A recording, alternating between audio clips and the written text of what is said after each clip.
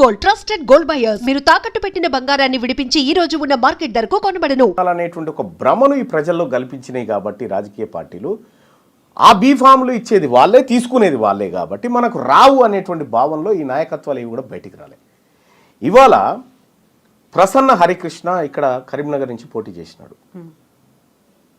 ఈ పార్టీలు బీఫామ్ ఇయ్యలే, కానీ 60,000 ఓట్లు సంపాదించగలిగినాడు. నేను ఇండిపెండెంట్ క్యాండిడేట్గా వరంగల్, నల్గొండ, ఖమ్మం పట్టభద్రుల ఎమ్మెల్సీ ఎన్నికల్లో పోటీ చేసినప్పుడు బీఫామ్లు తీసుకున్న వాళ్ళ పేర్లు ఫస్ట్ వరుసలో ఉంటాయి, పైన 1, 2, 3 అట్లా సీరియల్లో వస్తుంది. 73 మంది పోటీ చేస్తే నాది 39వ సీరియల్ నెంబర్. ఇంత పెద్దగా ఉంటుంది బ్యాలెట్ పేపర్. వెతుక్కోవాలి, అందులో వెతుక్కొని వచ్చి మరీ 1,00,000 ఓట్లు వేసిపోయినారు నాకు జనం. అంటే నేను ప్రజా అభిప్రాయాన్ని గెలుచుకోగలుగుతా ఉన్నా, బీఫామ్లను కాదు. అంటే అన్నిసార్లు బీఫామ్లు పనిచేయి, ప్రజలు మేల్కున్నారంటే బీఫామ్ల పని అయిపోతుంది. మీరు ఇప్పుడు చెప్పిన దీన్ని బట్టి తద్వారా ఇక్కడ కంక్లూజన్ చేస్తా, బీసీ నాయకత్వం లేక కాదు, బీసీలలో అనేక మంది నాయకులు ఉన్నారు. ఆపర్చునిటీస్ కోసం ఎదురు చూసి చూసి చూసి ఊకున్న నాయకులు ఉన్నారు. ఇవాళ వాళ్ళందరినీ మళ్ళీ తెరపైకి తీసుకొస్తా ఉన్నాం. అట్లా మేము బీసీ నాయకత్వాన్ని డెవలప్ చేస్తా ఉన్నాం. ఆపర్చునిటీస్ దొరకలేదు, ఇండిపెండెంట్గా పోటీ చేయొచ్చు కదా, వాళ్ళంతట వాళ్ళగా అవేర్నెస్ ఉంది అంటే మీరు చెప్పినట్టుగా బీఫామ్ కాదు గెలుపొందడం అనుకున్నప్పుడు బీఫామ్ పార్టీలో ఇవ్వాలని ఏముంది? మీరు కంటెస్ట్ చేశారు. ఇప్పుడు మీరు చెప్పినటువంటి ఎగ్జాంపుల్ గతంకి ఇప్పటికీ ఒక తేడా చూడండి. నల్గొండలో పిల్లి రామరాజు యాదవ్ ఒక బీసీ, ఆయన పోటీ చేయాలంటే ఆ పార్టీలు టికెట్ ఇవ్వలే, పోయి అక్కడ కంటెస్ట్ చేసినాడు. 25,000 ఓట్లు సంపాదించినాడు. అక్కడ సూర్యాపేటలో ఒట్టి జానయ్య యాదవ్ ఉన్నాడు. ఈ పార్టీలో ఆయన బహిష్కరిస్తే ఆయన పోయి అక్కడ కంటెస్ట్ చేసి 20,000 ఓట్లు సంపాదించినాడు. అక్కడ నీలం మధు ఉన్నాడు, ఆయనకు టికెట్ తిరస్కరిస్తే ఆయన పోయి పోటీ చేస్తే 40,000 ఓట్లు సంపాదించినాడు. వీళ్ళంతా ఎవరు కంటెస్ట్ చేస్తున్న వాళ్ళే కదా. ఇట్లా కొన్ని వందల మంది ఉన్నారు. అయితే ఇక్కడే ఇంకొకటి ఏంటంటే ఇండిపెండెంట్ క్యాండిడేట్లని పార్టీలే కావాలని అక్కడ పెడతాయి అనేది, ఓట్లు చీలడానికో వ్యతిరేక ఓట్లు మా వైపు రావడానికనో ఆ కాన్సెప్ట్ అనే దాంతోనే ఇలాంటి క్యాండిడేట్లు ఉన్నారు. అది తప్పు, అది తప్పు. అది ఒకప్పుడు కానీ ఇప్పుడు కాదు. అది ఇవాళ ప్రాణాలు పోయినా పర్వాలేదని కొట్లాడుతున్న బీసీ బిడ్డలు పోటీ చేసినటువంటి స్థానాలు ఇవన్నీ. సో అంత పార్టీలను, ఇతర పార్టీలను గెలిపించడానికి బీసీలే మన పావులా? అంత బుర్ర లేకుండా ఉన్నారా? ఎవరు కుట్టిరిందో పసిగట్టలేనంత తెలివి తక్కువగా ఉన్నారా? గతంలో జరిగినటువంటి ఎన్నికల యుద్ధాలు వేరు, ఇప్పుడు జరుగుతున్న ఎన్నికల యుద్ధాలు వేరు. ఇప్పుడు ఒరిజినల్గా రాజ్యంలో పార్టిసిపేట్ చేయడం కోసం జరుగుతున్నటువంటి యుద్ధంలో బీసీలు భాగస్వాములై కొట్లాడుతూ ఉన్నారు. ఇప్పుడు ఇదే లాజిక్ని బట్టి చూసుకుంటే తీన్మార్ మల్లన్న కూడా 2023లో ఎమ్మెల్సీగా కాంగ్రెస్ పార్టీ తరఫున గెలిచే ముందు 3 సార్లు కంటెస్ట్ చేశారు ఇండిపెండెంట్ క్యాండిడేట్గా.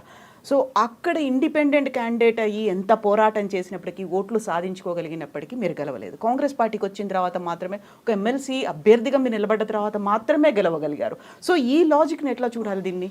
నల్గొండ, ఖమ్మం పట్టభద్రుల ఎమ్మెల్సీ ఎన్నికల్లో తీన్మార్ మల్లన్నను గెలిపియలే కాంగ్రెస్ పార్టీ బీఫామ్, మల్లన్ననే కాంగ్రెస్ పార్టీని గెలిపించింది. అక్కడ నేను ఇండిపెండెంట్గా పోటీ చేస్తే ఇంతకంటే రెట్టింపు ఓట్లు వచ్చేటి నాకు. మరి ఎందుకు కాంగ్రెస్ పార్టీ అప్పుడు? అంటే ఈ కాస్ట్ సెన్సస్ చేస్తా అని రాహుల్ గాంధీ గారు ఏదైతే మాట చెప్పారో, కాస్ట్ సెన్సస్ చేసి 42% రిజర్వేషన్ ఈ వర్గాలకు ఇస్తా అనేటువంటి రాహుల్ గాంధీ గారి ఆలోచన గెలవాలనుకున్నా కాబట్టి ఆ పార్టీ కోసం వర్క్ చేసిన.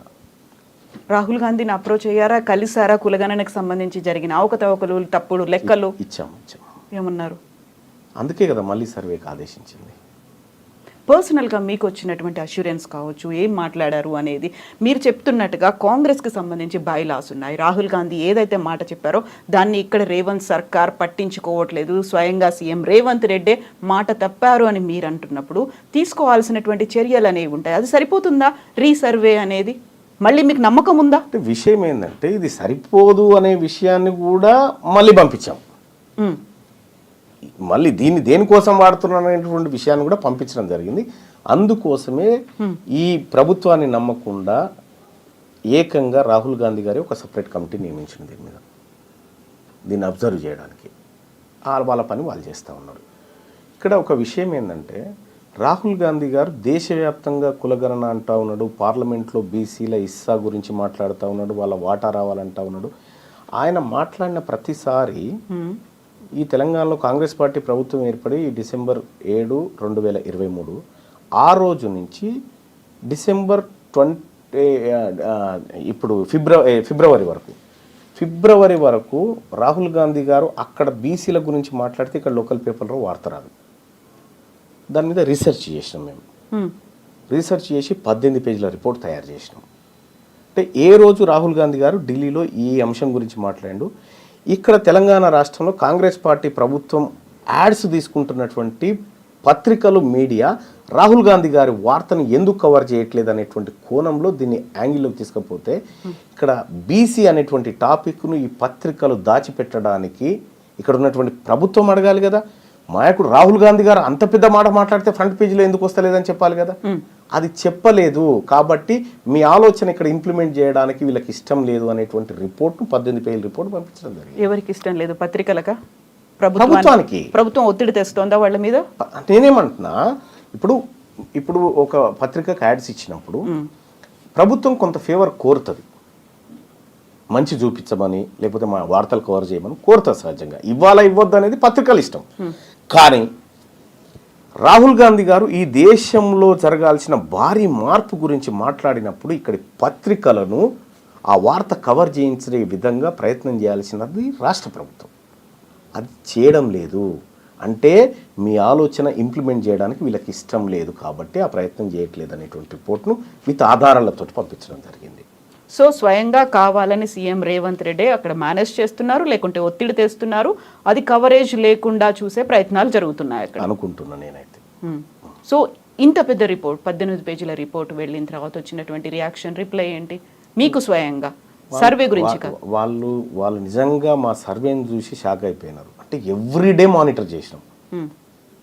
ఒక ఏడాది 3 నెలల కాలం పాటు ప్రతిరోజు ఈ దేశాన్ని రాహుల్ గాంధీని మానిటర్ చేసినాం. మా టీంతో మానిటర్ చేసి ఒక రీసెర్చ్ రిపోర్ట్ తయారు చేసినాం.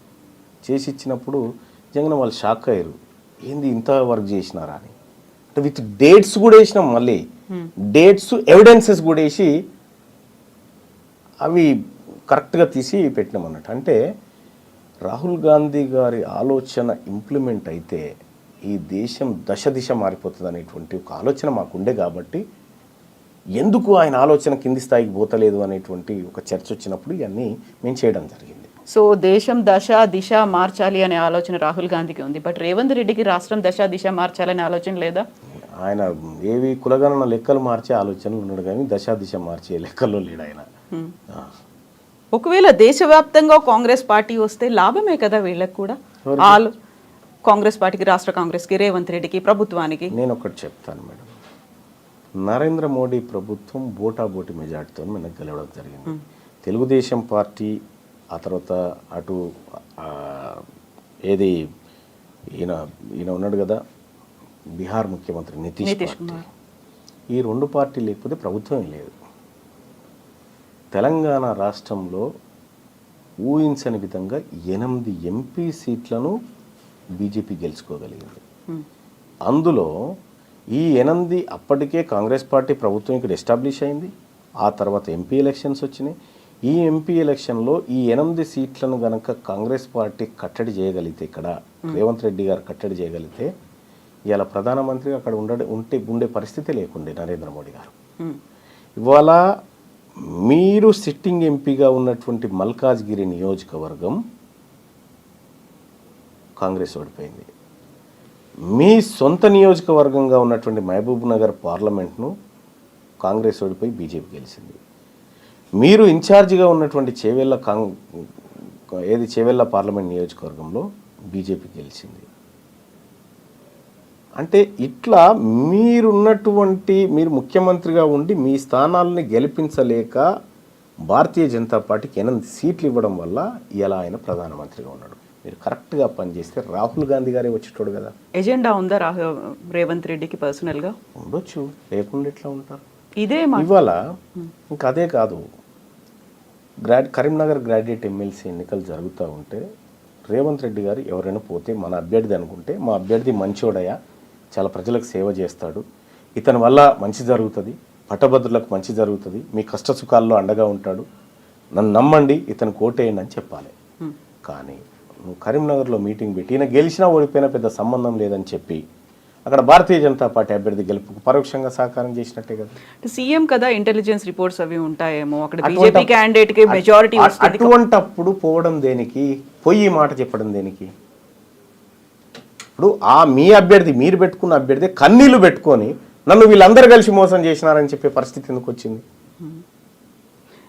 ఎక్కడైనా కూడా ఈయన గెలిచినా గెలవకపోయినా పెద్ద ప్రాబ్లం లేదని చెప్పడం అంటే ఏందన్నట్టు దాని అర్థం. నువ్వు అమ్మ పెట్టది అడుక్కోనియదన్నట్టు ఆయన సంపాదించుకున్నటువంటి సానుభూతి అంతా కుప్పగూల్చొస్తుంది మీదకెళ్ళి. సిట్టింగ్ స్థానాన్ని కోల్పోవాల్సిన పరిస్థితి వచ్చింది కదా. ఇన్ని జరుగుతున్నాయి, మీరు ఒక రిపోర్ట్ ఇచ్చారు, క్యాంపెయినింగ్లో కూడా ఆయన మాట్లాడుతున్నారు, ఇవన్నీ అధిష్టానానికి తెలీదా? అందుకే అధిష్టానం తన పనిలోకి దిగింది. అందుకే మీనాక్షి నటరాజన అందుకే వాళ్ళ పనిలోకి దిగినరు. అందుకే రేవంత్ రెడ్డి గారికి కొద్దిగా ప్రాధాన్యత తగ్గించినట్టు కనిపిస్తూ ఉంది. మీనాక్షి నటరాజన్ గారు వచ్చిన తర్వాత ఈ ముఖ్యమంత్రి డామ్ డూమ్ అనేటువంటి డైలాగులు బంద్ అయిపోయినాయి. మీరు చూడండి, అబ్జర్వ్ చేయండి. అంతకుముందుకు డామ్ డూమ్ డైలాగులు ఉండే, ఇప్పుడు ఆ డైలాగులు పోయినాయి. చెక్ పెట్టే పనిలో ఉన్నారా? ఉండొచ్చు. అయితే ఇక్కడ ఒక ఇంట్రెస్టింగ్ థింగ్ ఏంటంటే, దీపాదాస్ మున్షి గారు ఉన్నప్పుడు మీకు షోకాస్ నోటీస్ వచ్చింది, మీరు దానికి రిప్లై ఇవ్వలేదు. మీనాక్షి నటరాజన్ వచ్చిన తర్వాత మాత్రమే మీకు సస్పెన్షన్ అనేది జరిగింది. అంటే దీంట్లో మీనాక్షి నటరాజన్ గారి పాత్ర ఉందని నేను అనుకోను. ఎందుకంటే మీనాక్షి నటరాజన్ గారి గురించి నాకు తెలుసు. ఆమె నాకు పరిచయస్తురాలు, ఆమె నేను కలిసి క్యాంపెయినింగ్ చేసినటువంటి వాళ్ళం. ఆమె సిన్సియర్ కాంగ్రెస్ పార్టీ కార్యకర్త. అయితే దీపాదాస్ మున్షి గారు ఉన్నప్పుడు షోకాస్ నోటీస్ ఇచ్చినప్పుడు కూడా మున్షి గారు నాకు చెప్పినారు, ఏమనంటే మల్లన్నజీ ఐసా లేలో బాస్ అన్నది. అంతే, లేలో బాస్ జవాబు నైదేనా అన్నారా? సరే, ఆమె చెప్పాల్సింది చెప్పి. ఆ తర్వాత మీనాక్షి నటరాజన్ గారు ఆమె వచ్చిన తర్వాత నేను కూడా మాట్లాడడం జరిగింది అన్నారు. రేవంత్ రెడ్డి గారు కరీంనగర్ బహిరంగ సభకు హెలికాప్టర్లో పోతున్న సందర్భంలో కారు ఎక్కుతూ మహేష్ కుమార్ గౌడ్ గారిని, అన్న మీరు 2-3 రోజులలో సస్పెండ్ చేయాల్సిందే, నువ్వు ఏం చేస్తావో నాకు తెలియదు అనేటువంటి ఒత్తిడి తేవడం జరిగింది. నాతో మాట్లాడాల్సిన వాళ్ళు మాట్లాడి, ఆయన పాపం మహేష్ కుమార్ గౌడ్ గారు కూడా మల్లన్న వెనుక బీసీలు ఉన్నారు, బీసీలో చెడ్డ పేరు వస్తుంది, ఇప్పటికే బీసీలో బదనామైనం అనేటువంటి ఎంత ప్రయత్నం చేసినా ఈయన వినలే. ఆయన కూడా బీసీ బిడ్డే కదా.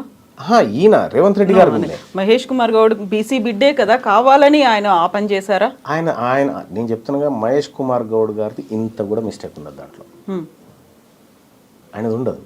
ఈయన కావాలని ఒత్తిడి చేసి చిన్నారెడ్డి గారితో చేయించిండు. మీనాక్షి గారికి తెలియదా? మరి తెలుసు, అందరికీ తెలుసు. నిజంగా మీరు పోరాడుతోంది కాంగ్రెస్ బైలాస్ లో ఏముందో దానికోసం, రాహుల్ గాంధీ ఏం చెప్పారో దానికోసం. ఇక్కడ రాష్ట్ర ప్రభుత్వం లేకుంటే రాష్ట్ర పార్టీ ఒక నిర్ణయం తీసుకుంది, అది వ్యతిరేకంగా ఉంది అని తనకు తెలిసినప్పుడు తను ఎందుకు అబ్జెక్ట్ చేయలేదు, ఎందుకు ఆపలేదు మీనాక్షి గారు? అంటే ఏదంటున్నారు? సస్పెన్షన్ కి సంబంధించి. సస్పెన్షన్ అనేది చాలా చిన్న విషయం, మీరు అర్థం చేసుకోండి. తీన్మార్ మల్లన్న సస్పెన్షన్ ప్రమోషన్ కాదు ఇక్కడ పంచాయతీ. ఇక్కడ పంచాయతీ సర్వేకు సంబంధించిన లెక్కల పంచాయతీది. ఇప్పుడు నన్ను సస్పెండ్ చేసినా గంతే, చేయకపోయినా గంతే. కాకపోతే దీనికి అంతా లింక్ ఇంటర్నల్ గా ఉంది, సర్వేనే కాబట్టి. సర్వే పంచాయతీది. ఈ వర్గాల నుంచి మేము ఏదో లెక్క చేసి చెప్తామయా, నువ్వు విని ఆడు ఉండాలి, నువ్వు ఎట్లా మాట్లాడుతావు ఇదంతా అనేటువంటి అజంప్షన్ చేస్తే పడి ఉండలేము కదా, పక్కాగా మాట్లాడతాం కదా. అదే మాట్లాడినాము. అది నీకు నచ్చకపోతే నేనేం చేస్తా?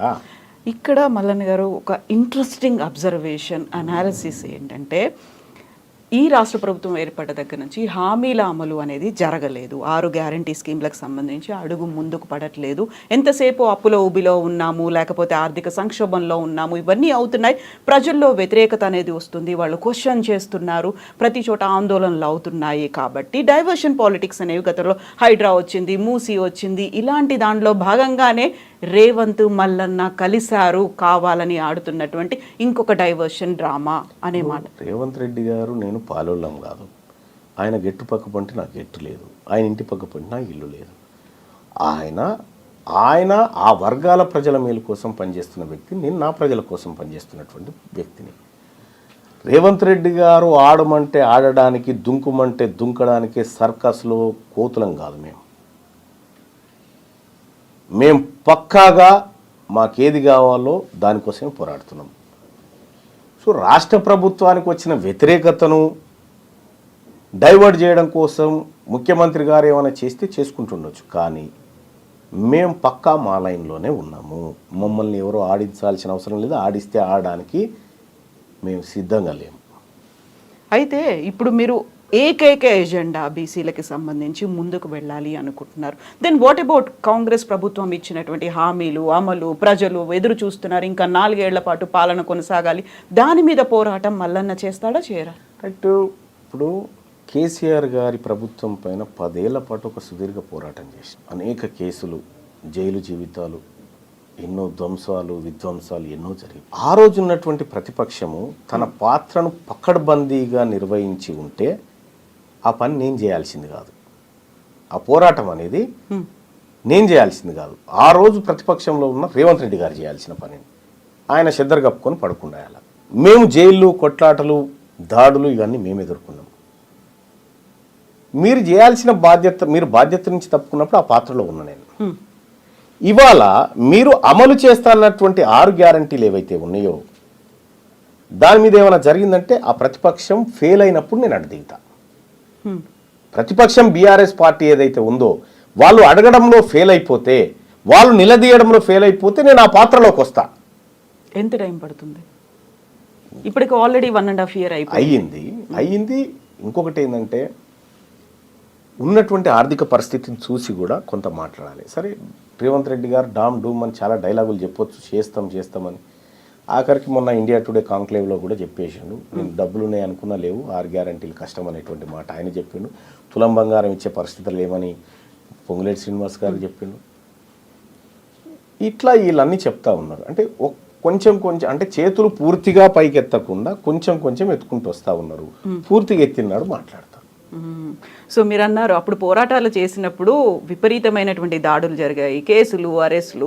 ఈసారి ఇప్పుడు మీరు 1.5 year అయినప్పటికీ చూసి చూడనట్టుగా వదిలేస్తున్నారు. కాబట్టి మీకు కీలకమైనటువంటి అంశం కాస్ట్ సెన్సస్ మేడం. మాకు ఈ 42% రిజర్వేషన్ చేస్తామంటున్నారు కదా, మేము దానికోసమే వర్క్ చేస్తాం. ఇప్పుడు మేము ఈ స్థాయిలో పోరాటం చేస్తున్నాం కాబట్టి ఈ కదలిక ఉంది. ఈ అంశాన్ని వదిలిపెట్టి, కీలకమైన అంశాన్ని వదిలిపెట్టి ఇప్పుడు వీటి గురించి పడ్డమనుకోండి, అసలైన అంశం మరుగున పడుతుంది. బట్ రెండింటిని బ్యాలెన్స్ చేయాల్సినటువంటి అవసరం ఉంది. ఇప్పుడు 42% అంటున్నారు, ఇక్కడ 100% ప్రజల కోసం కూడా పోరాడాలి కదా మీరు. అది దానికి ఒక పక్షం ఉంది. ఇప్పుడు అంటే ప్రతిపక్షం అనేది, ప్రజాస్వామ్య దేశంలో ప్రతిపక్షం అనేది చాలా ఇంపార్టెంట్. వాళ్ళ పాత్రను నిర్వర్తించడంలో ఫెయిల్ అయినప్పుడు ప్రజలే ప్రతిపక్షంగా మారుతారు. సో చాలా కంట్రీస్లో అదే జరిగింది.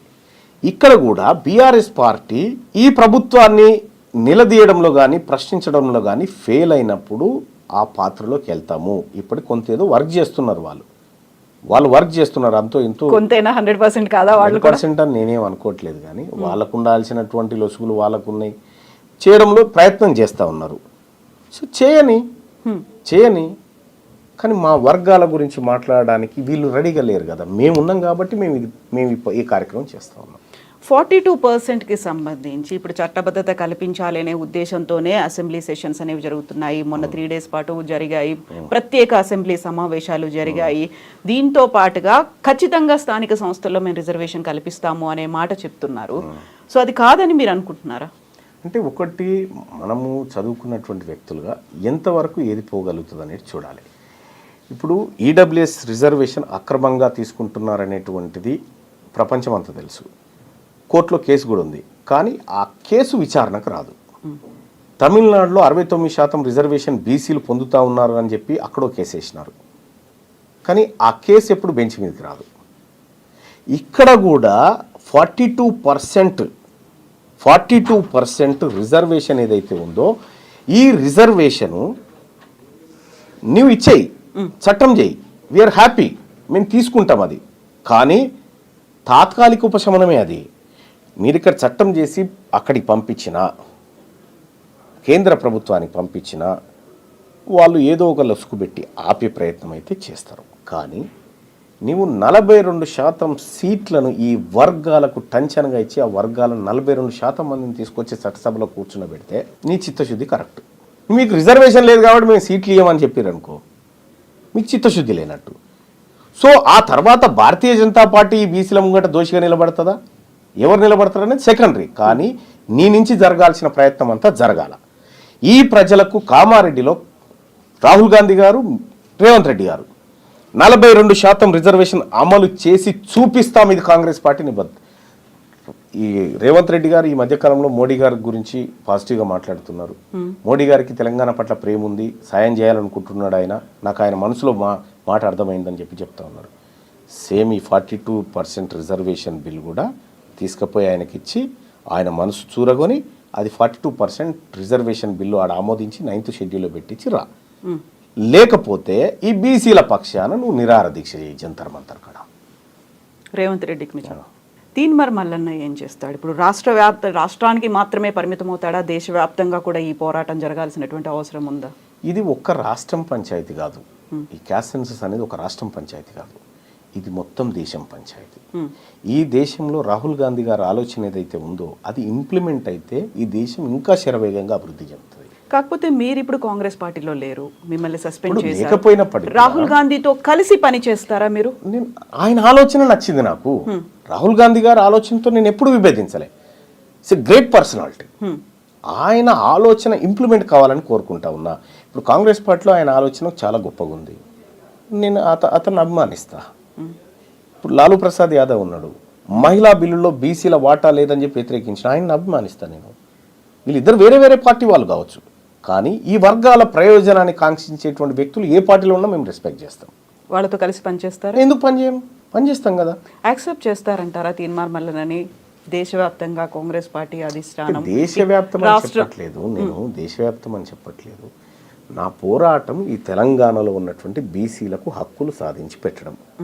ఇది జాతీయ స్థాయిలో అవసరం వచ్చినప్పుడు, ఇప్పుడు నేను ఢిల్లీకి పోతే ఆల్ ఇండియా ఓబీసీ ఎంపీస్ కానీ ఆల్ ఇండియా ఓబీసీ నాయకులం అందరం కూర్చొని మాట్లాడతాం అక్కడ. దేశవ్యాప్తంగా ఏం జరగాలి, మన పోరాటాలు ఎట్లుండాలనేది నా వర్గం నుంచి నేను పోయి మాట్లాడతా అక్కడ.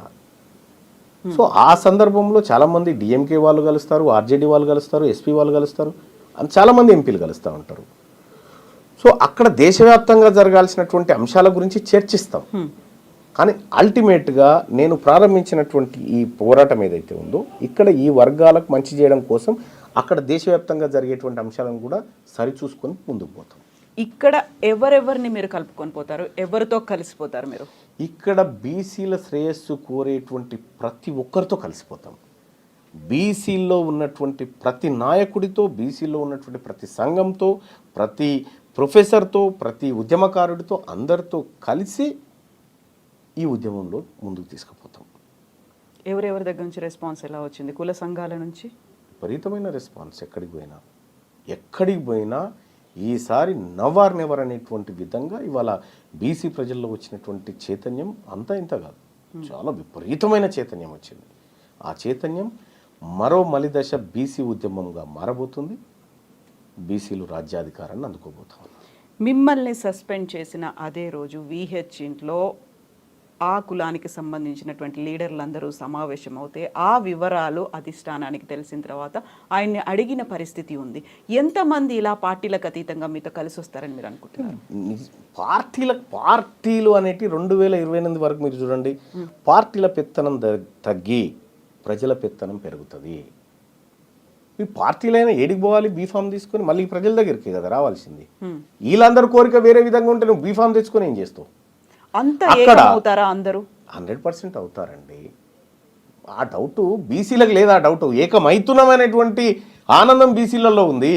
ఏకమవుతున్నామనేటువంటి ఆనందం బీసీలలో ఉంటే కొంతమందికి సహజంగా వీళ్ళు ఏకమవు నచ్చినటువంటి వాళ్ళు ఏకమవుతారా, ఈ కలుస్తారా, వీళ్ళకి పంచాయతీ ఉందనేటువంటి వాళ్ళు సహజంగానే చేస్తారు. ఇన్నేళ్ళుగా చేసుకుంటూ వచ్చింది అది.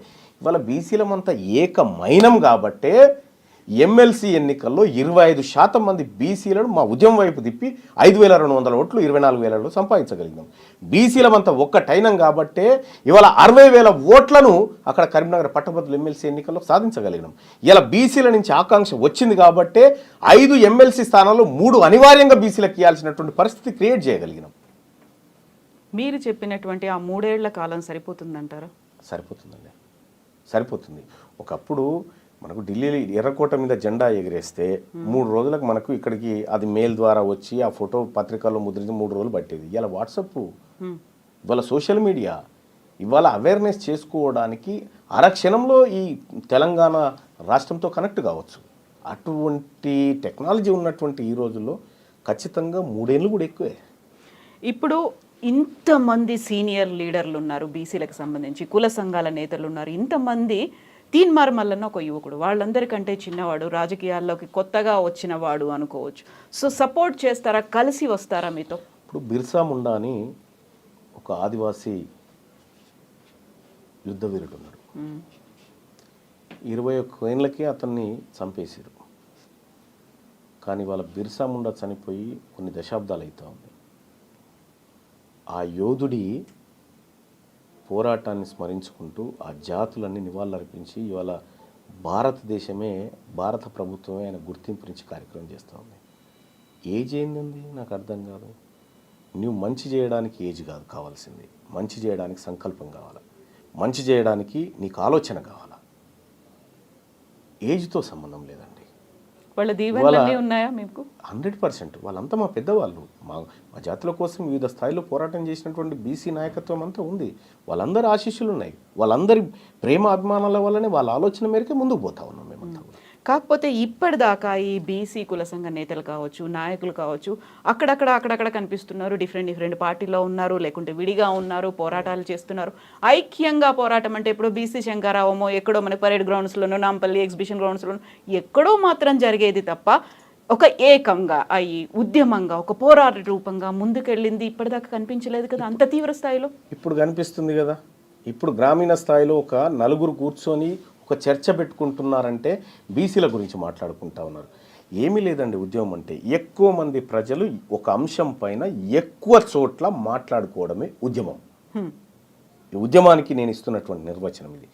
ఒకే అంశం పైన ఎక్కువ మంది ప్రజలు ఎక్కువ చోట్ల మాట్లాడుకోవడమే ఉద్యమము. అది జరుగుతుంది ఇవాళ, అది జరుగుతుంది. అది గుర్తించినాయి కాబట్టే ఇలా బీఆర్ఎస్ పార్టీ బీసీ ఆయనకి ఎమ్మెల్సీ ఇవ్వాల్సి వచ్చింది, కాంగ్రెస్ పార్టీ బీసీ ఆయనకి ఎమ్మెల్సీ బీసీ మహిళకి ఇవ్వాల్సి వచ్చింది, అటు సిపిఐ పార్టీ బీసీ ఆమెకి ఇవ్వాల్సిన బీసీ క్యాండిడేట్కి ఇవ్వాల్సి వచ్చింది, ఇటు బీజేపీ పార్టీ మల్క కుమ్రే బీసీకి బీఫామ్ ఇవ్వాల్సి వచ్చింది. ఇదంతా జరుగుతుంది కాబట్టే ఇస్తా ఉన్నారు. ఇది జరగకపోతే వాళ్ళు ఎందుకు ఇస్తా ఉండే?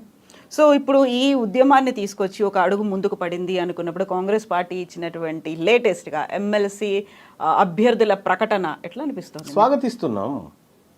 పొరపాట్లు సరిదిద్దుకుంటున్నారు, స్వాగతిస్తున్నాం. ఒక్క నల్గొండకు సంబంధించి 5 ఎమ్మెల్సీలు అనౌన్స్ చేస్తే 4 నల్గొండ వాళ్లే ఉన్నారు. మీది నల్గొండే? మాది నల్గొండే. కానీ ఇదే ఉమ్మడి నల్గొండ జిల్లాలో 12 ఎమ్మెల్యే స్థానాలుంటే 12లలో 8 మంది రెడ్లు తీసుకున్నారు. మరి మీ యాంకర్స్ అందరు అడగాలి కదా, ఒక్క నల్గొండ నుంచి 8 మంది రెడ్లు ఎమ్మెల్యేలు ఉంటారా అని వాళ్ళని అడిగినప్పుడు బాగుంటుండే. ఇవాళ ఈ నల్గొండ జిల్లా బిడ్డలకు, పోరాటం చేసినటువంటి బిడ్డలకు కొంత అవకాశాలు దొరుకుతున్నప్పుడు కొద్దిగా స్వాగతించాలి అందరూ కూడా. సో గతంలో ఇలాంటి పోరాటాలు నల్గొండకి సంబంధించి అద్దంకి దయాకర్ కూడా చేసిండ్రు. ఆ తర్వాత చాలా కాలం ఆయన ఎదురు చూసిండు. ప్రతిసారి నిరాశే, ఆయన ఒక్కోసారి ఏడ్చినటువంటి సంఘటనలు కూడా ఉన్నాయి. ఇప్పుడు అల్టిమేట్గా ఆయనకు అభ్యర్థిగా అనౌన్స్ చేసింది. హ్యాపీ ఫీల్ అవుతున్నారా? సాటిస్ఫైడ్? సంతోషం. తోటి ఉద్యమకారుడు, పేదవాళ్ళ మంచి కోరుకునేటువంటి బిడ్డ అద్దంకి దయాకర్, ఆయనకి ఇవ్వడం మంచిది. ఇంకో డిమాండ్ కూడా ఐటమ్స్ చేస్తూ ఉన్నా. మా బిడ్డ, మా వర్గాల బిడ్డ విజయశాంతికి ఎమ్మెల్సీ కాదు మంత్రివర్గంలో తీసుకొని హోమ్ మినిస్టర్ ఇస్తే కూడా మాకు మంచిది.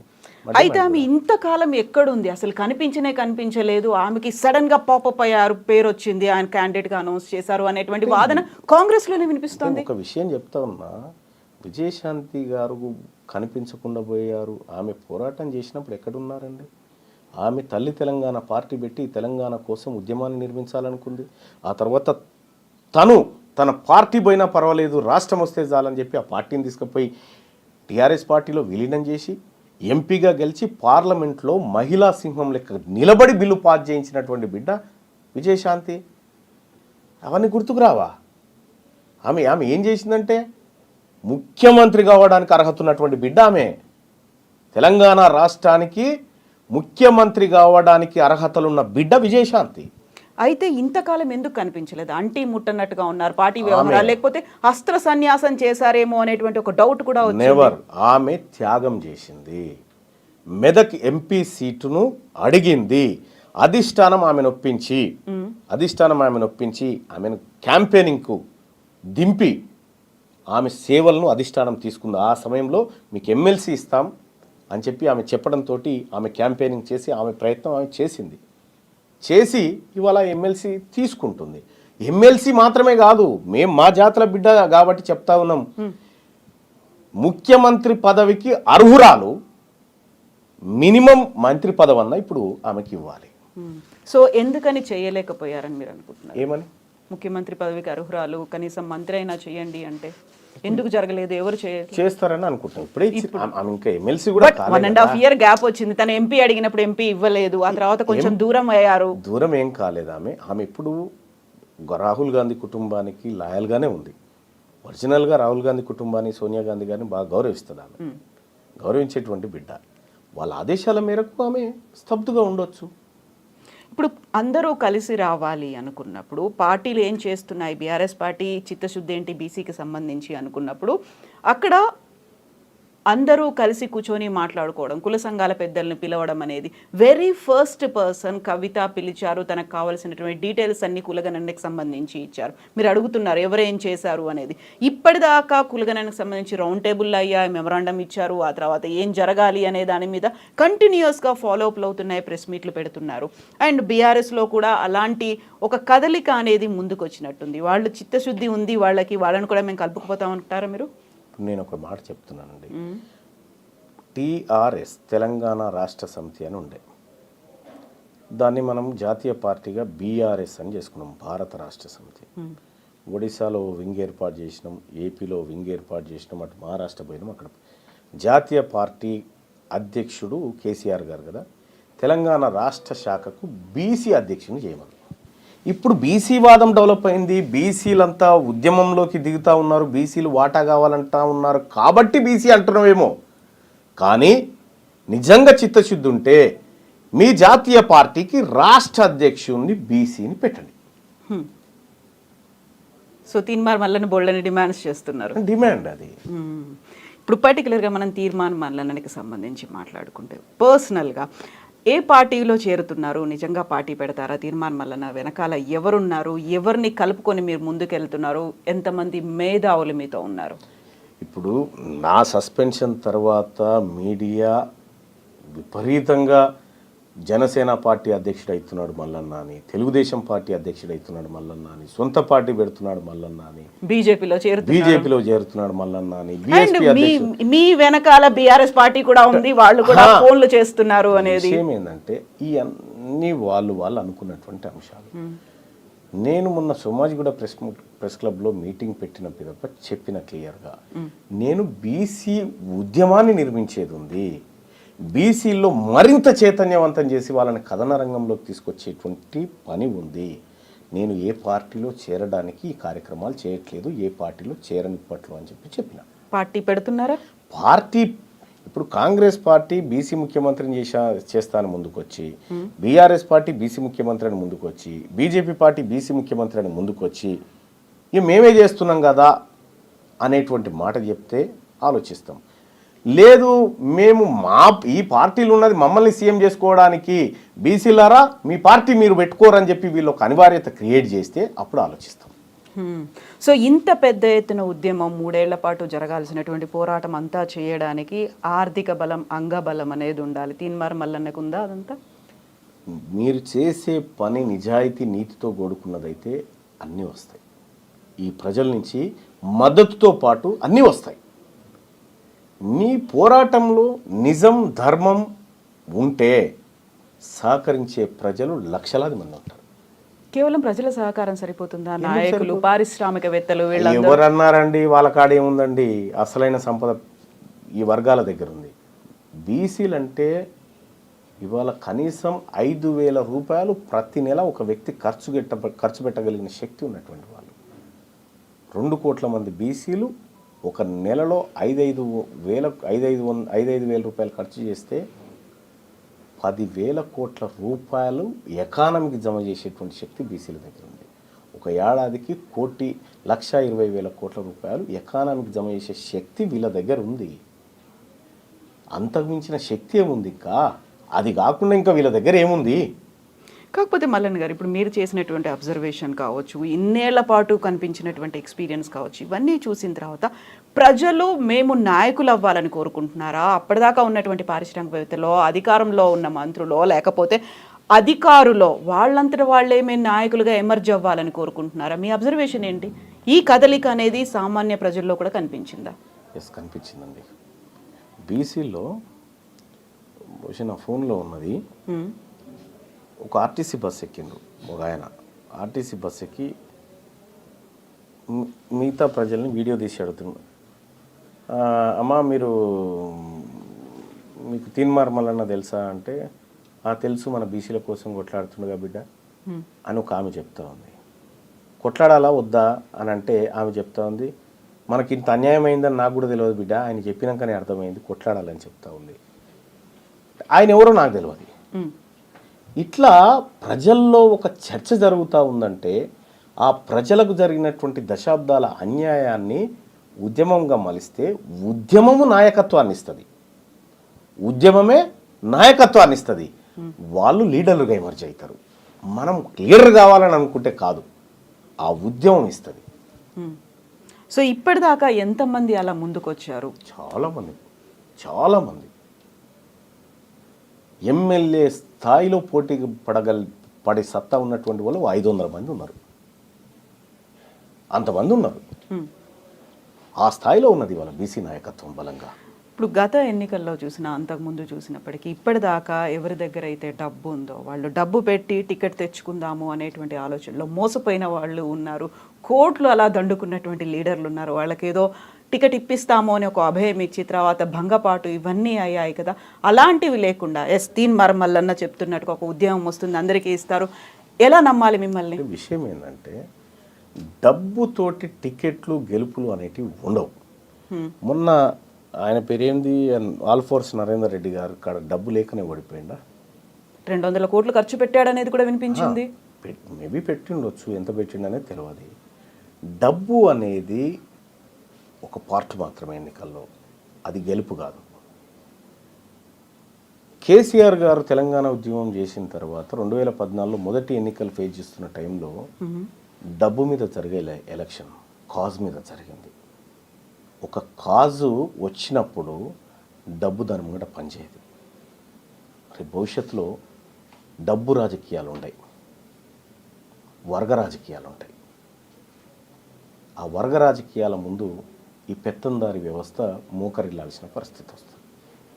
కాబట్టి భవిష్యత్తులో మీరు అనుకుంటున్నటువంటి డబ్బు రాజకీయాలు, ఇదే స్థాయిలో టికెట్లు కొనుక్కొచ్చుకోవడం, బీఫామ్లు, ఇంత సీనే ఉండదు. తీన్మార్ మల్లన్న వెనకాల ఎన్ని 100 కోట్లు పోగేసుకున్నారు? అంటే నేనేమంటున్నా, తీన్మార్ మల్లన్న వెనకాల ఎన్ని 100 కోట్లు పోగేసుకున్నారనే కంటే ఎవరెవరు ఎంత ఇచ్చారో లిస్ట్ రాసుకుని రండి, మీకు తెలుసు. మీ దగ్గర లేదా ఆ లిస్టు? అంటే నేనేమంటున్నా, మీరు పోగుపడాలంటే ఎక్కడి నుంచి అయినా రావాలి కదా. ఆ ఎక్కడి నుంచి వచ్చినా వాళ్ళని తీసుకొని రండి. తీన్మార్ మల్లన్న చెప్పితే మా వర్గాల ప్రజలు గడబో అన్న ఖర్చు ఎందుకు చూసుకోపు అంటే చూసేవాళ్ళు 100 మంది ఉన్నారు. డయాస్ ఆయనకి ఏందో ఖర్చు ఏందో చూసుకోమంటే పెట్టేవాళ్ళు 100 మంది ఉన్నారు. పోగేసుకొని చేయాల్సినటువంటి అవసరం మాకు రాలేదు, రాదు కూడా. ఇక్కడ నుంచి వరంగల్లో జరిగినటువంటి మీటింగ్కి మీరు హెలికాప్టర్ వేసుకొని వెళ్ళారు. ఆ హెలికాప్టర్ ఎవరు అందించారు, దానికి డబ్బులు ఎక్కడి నుంచి వచ్చాయనే వాళ్ళకి ఏం చెప్తారు? అది మా వర్గాల నుంచి పనిచేస్తున్నటువంటి ఐటీ ఎంప్లాయీస్ ఆ హెలికాప్టర్ బుక్ చేసినారు. వాళ్ళే పాపం ఖర్చు పెట్టుకొని బుక్ చేసినారు, వాళ్ళే అరేంజ్ చేసినారు. అది త్రూ ఆన్లైన్ ట్రాన్సాక్షన్. ఆ హెలికాప్టర్ కూడా వాస్తవానికి పెట్టేది కాదు, కానీ రాజ్యసభలో విప్పుగా ఉన్నటువంటి డిఎంకే ఎంపీ విల్సన్ గారు ఆయన తెల్లారే పార్లమెంట్లో ప్రైవేట్ బిల్ పెట్టేది ఉంది. ఈ సభకు హాజరై మళ్ళీ వచ్చి మళ్ళీ వెళ్ళిపోవాలా. రోడ్డు మార్గంలో అయితే ట్రాఫిక్ ఇబ్బందులు ఉంటాయని అది పెట్టడం జరిగింది. ఆయన సభకు వచ్చిన తర్వాత మేము హెలికాప్టర్ పంపించేసినాం. ఆ తర్వాత ఆయన సభ మధ్యలోంచి వెళ్ళిపోయాడు. ఎందుకు? ఈ ఫ్లైట్ అందుకొని మళ్ళీ ఢిల్లీ పోయి ఆ బిల్ ఇంట్రడ్యూస్ చేయాలనేటువంటి ఉద్దేశంతో. అది వాళ్ళ కోసం పెట్టినటువంటి ఫ్లైట్ చాపర్ తప్ప ఇది మేము ఎక్కి తిరగడానికి కాదు. సో తీన్మార్ మల్లన్న అనగానే ప్రతిసారి ఒక వివాదాలు, ఆరోపణలు ఇవన్నీ ఉంటాయి. వాళ్ళకొక మీరు సఫాయి లాగా సర్టిఫికేట్, క్లీన్ చిట్, నేను నాది ఇది అని చూపించుకోవడం ఎట్లా అనిపిస్తుంటది? నేను ఎందుకు చూపించుకుంటా అండి? అవసరం లేదా? నాకేం పనా? అబద్ధానికి ఆన్సర్ చేసుకుంటా నేను ఎందుకు కూర్చుంటా అండి? ఇప్పుడు మీరు నిజాయితీగా నన్ను 100 ప్రశ్నలు అడిగినారు. దాంట్లో ఏది సత్యం ఏది కాదనేది నేను మీకు చెప్పుకున్నా. ఇప్పుడు ఒక అబద్ధాన్ని తీసుకొచ్చి దీనికి నువ్వు సమాధానం చెప్పాలంటే నాకేం పని లేదా? నేను ఎవరి సర్టిఫికేట్ల కోసం, ఎవరి ISI మార్కుల కోసం నేను ఎదురు చూడను. నేను ఏదనుకున్నానో అది చేసుకుంటూ పోతా. కాకపోతే ఇప్పటికీ ఉన్నటువంటి బీసీ కుల సంఘాల్లో కొంతమందిని తీన్మార్ మల్లన్న దగ్గరికి రానివాడు, కనీసం క్యూ న్యూస్ స్టూడియోకు కూడా పిలిచి వాళ్ళతో మాట్లాడినివాడు, ఇంటర్వ్యూలు ఇవ్వడు, గెస్టులుగా కూడా పిలవడు అనేది ఉంది. కొంతమందిని కావాలని దగ్గర పెట్టి కొంతమంది దగ్గరికి తీసుకుంటారా మీరు? విషయం ఏంటంటే తీన్మార్ మల్లన్న మొత్తం ఈ బీసీ సమాజాన్ని అంతా ఏకం చేసే ప్రయత్నంలో ఉన్నాడు. ఇప్పుడు తీన్మార్ మల్లన్న లాగా కార్యకర్తగా పనిచేసుకుంటూ ముందుకు పోవాలి అనేటువంటి, ఈ సమాజానికి మంచి చేయాలనేటువంటి ప్రతి ఒక్కరిని కలుపుకుంటూ పోతా ఉన్నాం. అందరినీ కలుపుకుంటూ పోతాం. మీరు చూడండి, నేను ఎప్పుడు కూడా నన్ను విమర్శించేటువంటి బీసీ నాయకత్వాన్ని పొరపాటున కూడా రిప్లై ఇవ్వను. వాళ్ళని ఎదురుగా మాట్లాడను. నేను వాళ్ళ గురించి తప్పుగా మాట్లాడను. అది నాకు ఆ వర్గాల మీద వాళ్ళ మీద ఉన్నటువంటి ప్రేమ. పొరపాటున కూడా మాట నేను. మీరు చూడండి, నన్ను ఎవరన్నా అన్నా కూడా నావాడే అనాలని చెప్తా. సో భవిష్యత్తులో మేమందరం కలిసిపోయే వాళ్ళమే. మిమ్మల్ని ఎవరన్నా ఏమన్నా మీ వాడే అనాలని చెప్పినప్పుడు అంత అగ్రెసివ్, మళ్ళీ నేను స్టార్టింగ్కి వస్తున్నాను, అంత అగ్రెసివ్ లాంగ్వేజ్ వాడాల్సినటువంటి అవసరం ఉంది. అందరినీ కలుపుకొని పోవాలి అనుకున్నప్పుడు కొంచెం సాఫ్ట్ స్పోకెన్ స్కిల్స్ అంటారు, అవి యూజ్ చేయొచ్చు. లేకుంటే ఎలా కలిసిపోవాలి అన్న దాన్ని సముదాయించవచ్చు, మామూలుగా చెప్పొచ్చు. అంత బిగ్గరగా అరిచి గట్టిగా కోర్సు తీసుకోలేదండి, తీసుకున్న తర్వాత టైం పడుతుందా అది? అండ్ తీన్మార్ మల్లన్న ఫ్రేమ్ కట్టించి పెట్టుకున్నారు ఎందుకు సస్పెన్షన్ కాపీని? కొంతమంది తమకు పదవులు కావాలని పార్టీని తిట్టి, పార్టీ నాయకత్వాన్ని తిట్టి సస్పెండ్ అయిన వాళ్ళు ఉన్నారు.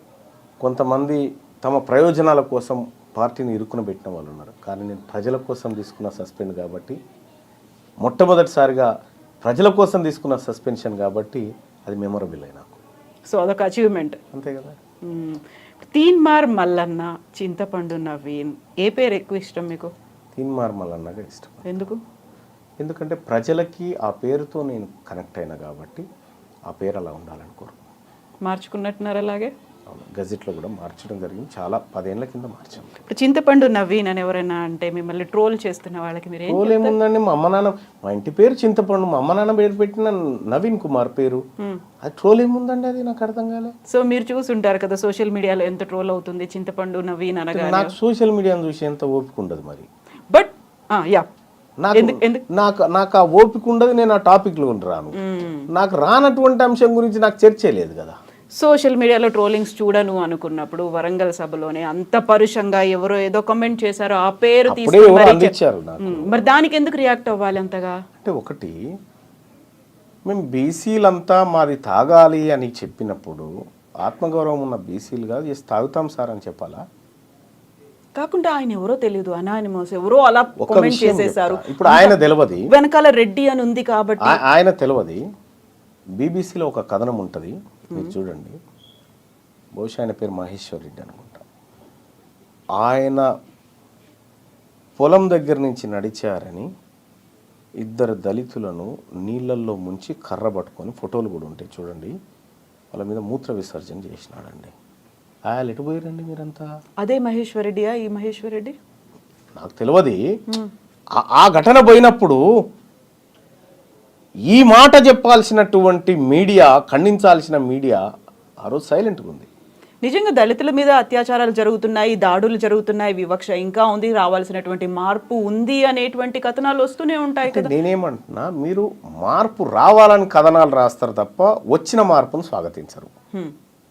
నేనేమంటున్నా, బీసీల్లో వచ్చినటువంటి చైతన్యాన్ని స్వాగతిస్తూ మరింత ముందుకు తీసుకుపోవడానికి మీరు అందరూ ప్రయత్నం చేయండి అని చెప్పి రిక్వెస్ట్ చేస్తున్నాను. ఆబ్వియస్గా అందరి దగ్గర నుంచి అది ఉంటుంది. కాకపోతే తీన్మార్ మల్లన్నలో అంత చిత్తశుద్ధి ఉందా, నిజంగా అంతే స్ట్రాంగ్ గా ముందు నిలబడతాడా? ఈ 3 years మీరు చెప్పినటువంటి 3 years ఇంత గట్టిగా ఉంటాడా? మీకు ఈ రోజు ఇంటర్వ్యూ ఇస్తామని చెప్పాము, అదే చిత్తశుద్ధితో ఇస్తా ఉన్నాము. తీన్మార్ మల్లన్న ఏ మాట అయితే చెప్తాడో ఆ మాట కోసం ప్రాణం పనంగా పెట్టాను నిలబడతాం.